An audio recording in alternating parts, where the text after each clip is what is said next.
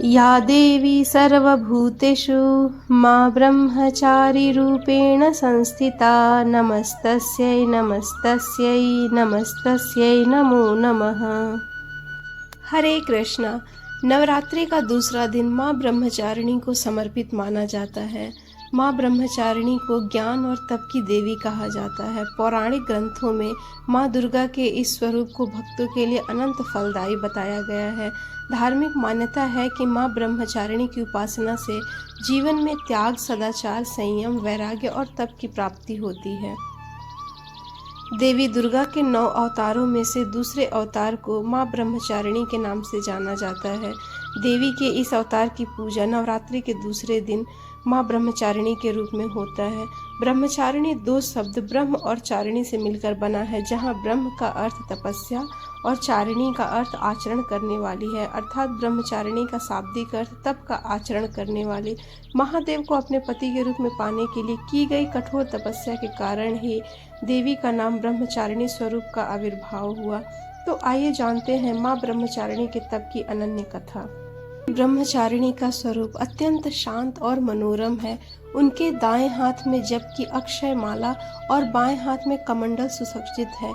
इस स्वरूप में माता बिना किसी वाहन के नजर आती हैं। नवरात्रि के पावन त्योहार के दूसरे दिन माता ब्रह्मचारिणी की विधि पूर्वक पूजा होती है। देवी ब्रह्मचारिणी के महात्म्य की कथा इस प्रकार है।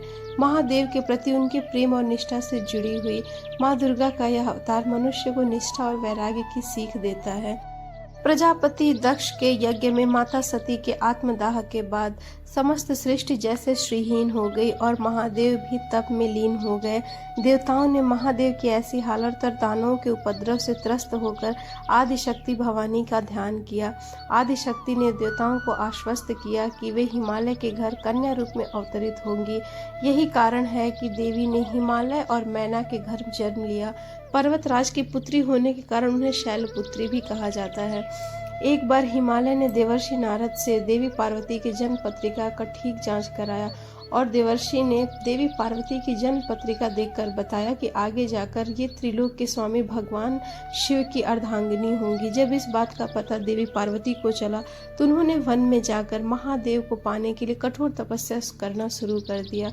इस कठोर तपस्या के दौरान देवी ने भोजन स्वरूप सिर्फ फूल और फलों का ही निर्वाह किया। तत्पश्चात उन्होंने सूखे बेल पत्रों को ग्रहण करते हुए अपनी तपस्या जारी रखी।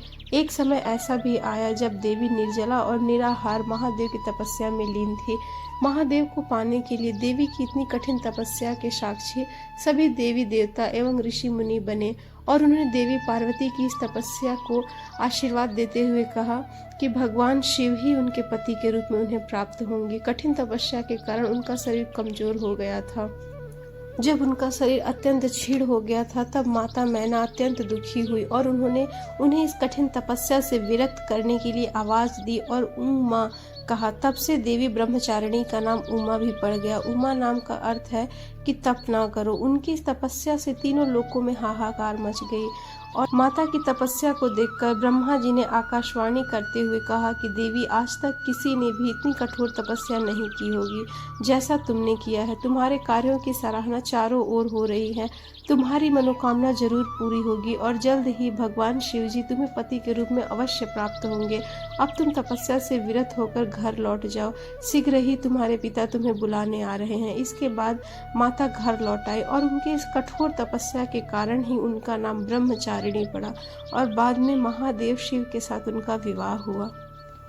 देवी दुर्गा के ब्रह्मचारिणी अवतार की कहानी से हमें यह सीख मिलती है कि तप, त्याग, सदाचार, परिश्रम और संयम का मनुष्य के जीवन में कितना महत्व होता है।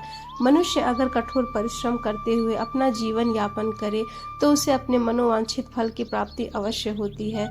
अतः हम माँ ब्रह्मचारिणी से यही प्रार्थना करें कि माँ ब्रह्मचारिणी हमें भी कृष्ण भक्ति प्रदान करे और अपने जैसी तपस्या करने का सौभाग्य प्रदान करे। जिस प्रकार अत्यंत मुश्किल परिस्थितियों में देवी ब्रह्मचारिणी ने भी अपनी तपस्या का पथ नहीं छोड़ा, उसी प्रकार हम मनुष्यों को भी परिश्रम का पथ नहीं छोड़ना चाहिए।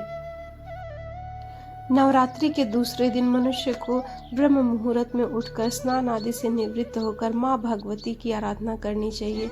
माँ भगवती को नवरात्रि के दूसरे दिन चीनी का भोग लगाना चाहिए, क्योंकि माँ को शक्कर बहुत प्रिय है।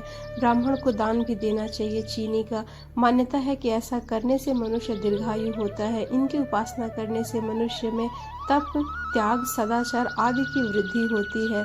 देवी ब्रह्मचारिणी का स्वरूप ज्योतिर्मय है। ये माँ दुर्गा की 9 शक्तियों में दूसरी शक्ति हैं। देवी ब्रह्मचारिणी की पूजा करते समय सबसे पहले हाथों में एक फूल लेकर उनका ध्यान करें और प्रार्थना करते हुए ये श्लोक बोले। दधाना कर पदाभ्याम अक्षमाला कमंडलु देवी प्रसीदतु मयि ब्रह्मचारिणी उत्तमा। तो दोस्तों, आज की कथा माँ ब्रह्मचारिणी की आपको कैसी लगी हमें कमेंट करके ज़रूर बताएं। हरे कृष्णा।